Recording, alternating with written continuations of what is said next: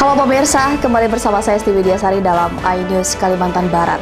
Hari ini kami akan hadirkan sejumlah informasi menarik dan penting lainnya yang telah dirangkum oleh tim redaksi kami, diantaranya.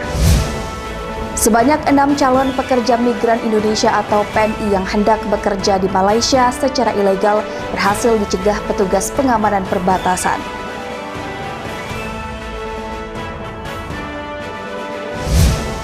Warga Segedong, Kabupaten Mempawah, puluhan tahun diam di rumah reot.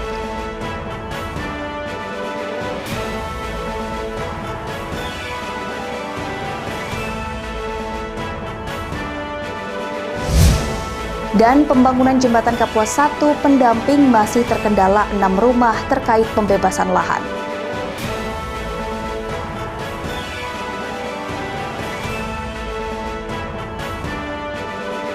Pemirsa, itulah tadi 3 cuplikan berita yang akan kami sajikan untuk Anda dalam iNews Kalimantan Barat.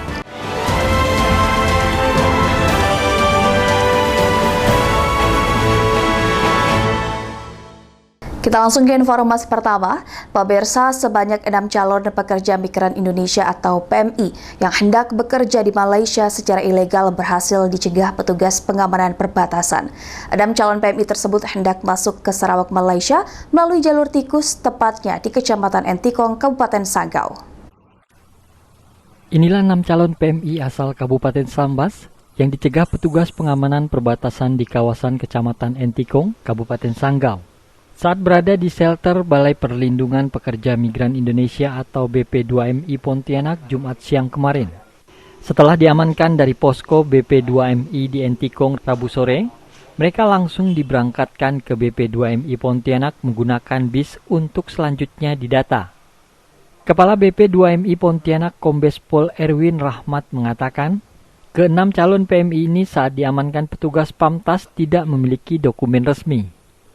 Patroli gabungan bersama stakeholder terkait dari Polsek, Pamtas, dari imigrasi, kita sudah melihat langsung ya jalur tikus yang ada di perbatasan di Entikong PLBN di Tugu 126 dan Tugu 127. Dan setelah saya lihat di sana, memang potensinya ada karena perbatasan antara Sarawak dengan Indonesia hanya dibatasi pagar yang bisa diterobos. Rencana sih tujuannya sih mau masuk lah Malaysia. Terus tapi kalau kena tangkapnya kan nggak tahu kan. Jadi sebelum tentara gitu. Tentara tuh. Ada paspor nggak? Paspornya nggak ada. Saat ini 6 calon PMI disalurkan ke sejumlah perusahaan perkebunan di Kalimantan Barat. BP2MI Pontianak juga meminta ke-6 calon PMI ini tidak kembali lagi masuk ke Malaysia dengan jalur tidak resmi. Dari Pontianak, Uun Yuniar, iNews melaporkan. Hujan deras yang mengguyur sejumlah lokasi di Kabupaten Sambas, Kalimantan Barat membuat ratusan rumah di 4 desa terendam banjir. Banjir diperkirakan terus meluas lantaran hujan masih mengguyur di Kabupaten Sambas akhir pekan kemarin. 4 desa yang terendam banjir dengan kedalaman 1 meter terjadi di Desa Sejang, Desa Tempapan Hulu, Desa Tempapan Kuala, dan Desa Trigadu. Banjir terjadi pada Jumat siang kemarin diakibatkan meluapnya Sungai Sambas ditambah dengan hujan yang kerap terjadi sebelumnya. Berdasarkan data pihak kepolisian, ada 506 rumah warga di 4 desa tersebut yang mulai terendam air yang cukup dalam. Meski banjir terus meninggi, warga setempat masih enggan mengungsi. Warga beraktivitas dengan menggunakan perahu kayu. Warga juga mengeluh sulit mendapatkan bahan pangan karena aktivitas lumpuh total karena banjir tersebut. Kondisi keadaan air di Desa Sijang, di satu dusun di Desa Sijang, keadaan air sudah mencapai kurang lebih 1 meter dan sudah masuk ke rumah-rumah warga sekitar 20 cm sampai 40 cm. Di Desa Sejam ini ada beberapa rumah warga yang sudah terendam banjir, posisinya belakang sekitar 70 kakak yang sudah masuk air ke dalam rumah sekitar 20 sampai 40 cm. Warga meminta pemerintah setempat menyalurkan bantuan bahan makanan dan obat-obatan karena khawatir terkena penyakit seperti demam dan gatal-gatal. Dari Sambas, Uniar iNews melaporkan. Banjir yang merendam sejumlah desa di Kecamatan Ledo, Kabupaten Bengkayang, Kalimantan Barat semakin meluas. Sejumlah warga mulai mengungsi di tempat ibadah lantaran ketinggian air terus naik.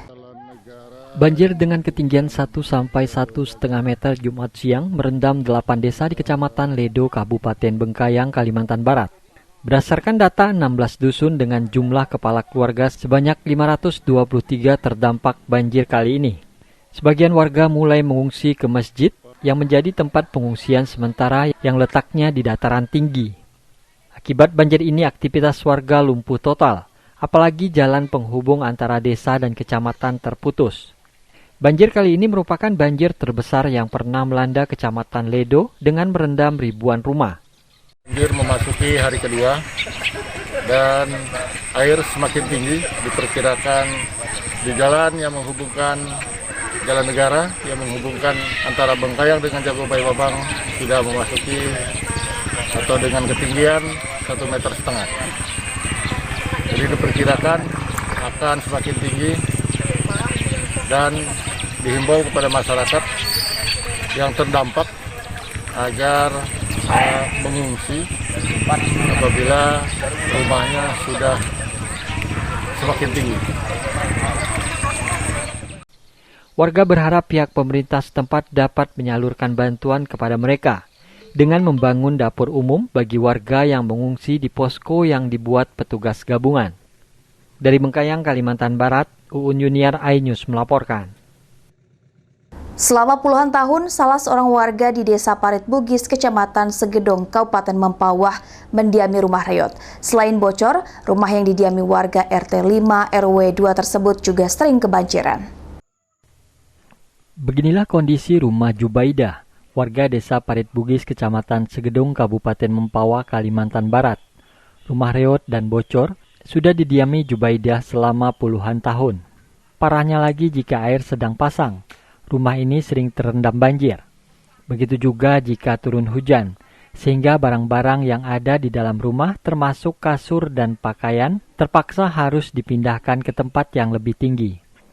Jubaidah mengkhawatirkan rumah yang didiaminya sejak tahun 1995 dengan kondisi rumah yang sudah lapuk rentan patah, terlebih rumahnya terletak di pinggiran sungai. Udah dari tahun 95 diam sini. Keadaan rumah emang seperti ini kah atau gimana? Ya beginilah ada memang. Bertanpa-tanpa dulu sih tidak parah, ini sekarang makin parah lah. Kalau banjir ini? Banjir udah berkali-kali, tahun-tahun tiap tahun banjir. Makin pada tahun ini makin parah. Barang-barang kadang-kadang berendam kalau tidak ada sempat. Pernah saya sakit tak bisa mengemaskan itu pada pakai-pakai berendam semua dari dalam. Jubaidah menambahkan, suaminya hanya bekerja sebagai tukang perahu. Namun saat ini sudah tidak ada orang yang menggunakan jasa suaminya untuk membuat perahu. Untuk memenuhi kebutuhan sehari-hari, ia terpaksa harus menjadi buruh tani. Dari Mempawah, Kalimantan Barat, Faisal Abu Bakar, iNews melaporkan. Pelabuhan Internasional Kijing akan ubah wajah perekonomian Kalimantan Barat. Informasi akan hadir sesaat lagi, tetaplah bersama kami.